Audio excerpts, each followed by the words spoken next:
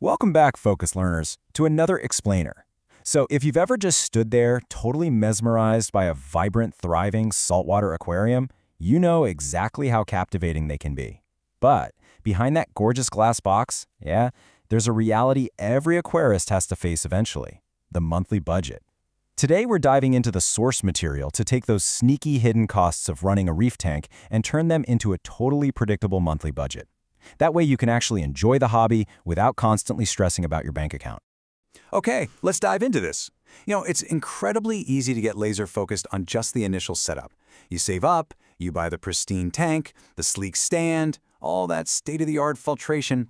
But here's the thing, that's literally just day one.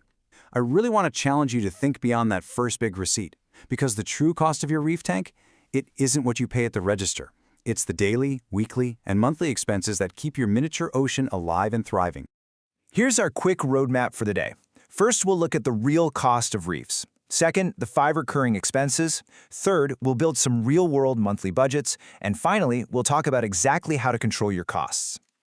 All right, part 1, the real cost of reefs, looking beyond the initial glass box. We really need to stop thinking about an aquarium as a one-and-done purchase. It's a living ecosystem, right? And running a reef essentially forces a choice. As the sources point out, your ongoing monthly spend is what truly dictates whether this hobby stays weekend manageable, something you just easily enjoy, or if it balloons into a serious financial line item that just brings you stress. By wrapping your head around these operating expenses right out of the gate, you actually get to choose your own experience. Part 2, the 5 recurring expenses, building your monthly budget. Let's move to and see how this builds our baseline.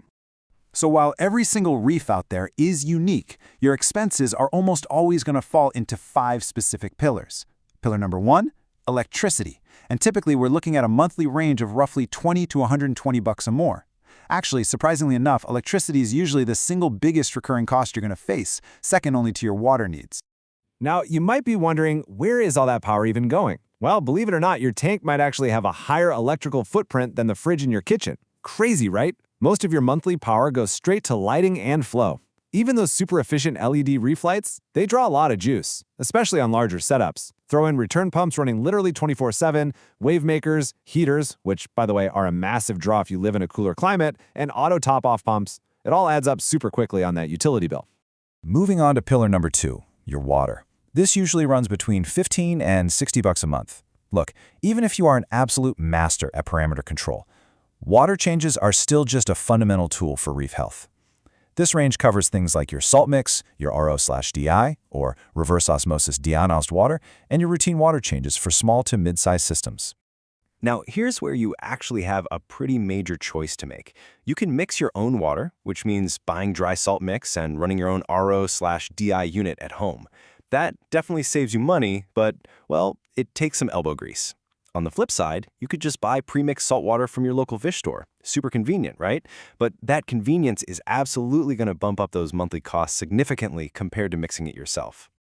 Our third stacked cost is consumables, and this one usually ranges from $25 to $100 or even more every month. This category is kind of wild because it's driven entirely by what's actually living inside your tank. Higher bioloads, meaning more fish and more corals, plus all that frequent water testing, that'll drive this number straight up. Think of it this way. Your livestock essentially dictates your grocery bill. Fish and inverts need good, consistent food, whether that's frozen or pellets. Plus, keeping a reef happy means putting back exactly what the corals are eating up. So you're looking at ongoing purchases for alkalinity, calcium, and magnesium supplements. Oh, and let's not forget the whole chemistry set aspect. Test kits and reagent refills, those are a constant necessity, especially until a new setup really stabilizes, along with regular filter media like your socks and carbon. So the crucial point here is understanding a concept the sources refer to as parts economics. It's the stark reality that hardware sitting in corrosive saltwater, like your pumps, heaters, and dosing lines, it just has a finite lifespan. It's not going to last forever. The big mindset shift we need to make here is moving away from that sort of panic buying when something breaks in an emergency and shifting toward planned, routine maintenance of failing hardware. And to handle that parts economics reality, we have pillar number 4, your equipment reserve. You should aim to build a dedicated monthly reserve of about $5 to $25. By just setting this aside every month, you are fully prepared for routine wear and those planned replacements. That way you're never caught off guard when a heater inevitably decides to bite the dust on a random Tuesday night. The fifth and final pillar is livestock costs, and this one budgets anywhere from $0 to $50 or more a month. Honestly, this is your biggest variable cost. Some months you might just maintain things and spend absolutely zero. Other months, maybe you want to splurge on a cool new replacement coral, or, knock on wood, you have to recover from an unexpected parameter swing. Keeping this allocation strictly separate really helps protect your baseline budget. All right, part 3, real-world monthly budgets, stacking the costs together. Let's see what happens when we combine all this. And this brilliantly illustrates what happens when we stack all those individual pillars together side by side. So for a smaller 30 to 60 gallon reef with a moderate bioload, your estimated monthly total sits somewhere between $65 and $210. But scale that whole operation up to a 60 to 120 gallon system, just look at how the electricity jumps and the consumables basically double. That total estimated spend pushes to between $160 and $465 a month easy. Your electricity, water volume, and stocking levels are, for sure, the ultimate drivers causing those big budget swings. Let's jump to part 4, controlling your costs, empowering your spend. Now, I know those numbers can start to sound a little big, but seriously, don't let that discourage you. The really great news is that you are entirely in control here, and you can pull specific levers without sacrificing stability. Let's rapid-fire some actionable ways to save. First up, choose efficient LED lighting and try to avoid oversized runtimes. Second, stick to a totally sustainable, repeatable water change routine. Third, once your parameters are actually stable, you can safely dial back your testing frequency. Fourth, portion out and freeze your food so literally nothing goes to waste. And finally, build that equipment reserve we talked about. Efficiency and routine, they are your absolute best friends for keeping this hobby manageable.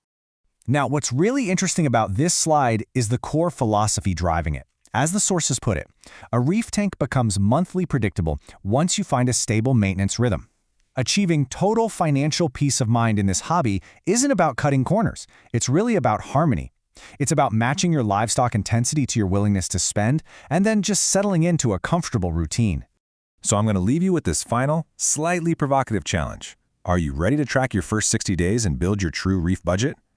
The estimates we got from the sources are a fantastic starting point. But let's be real, the only way to know your exact costs is to base your budget on your own tank's real consumption, not just guesses. Start tracking your electricity, your water, and your consumables today. Once you actually have that data in your hands, you'll have total financial control over your underwater world. Thanks so much for joining me on this explainer, and hey, happy reefing!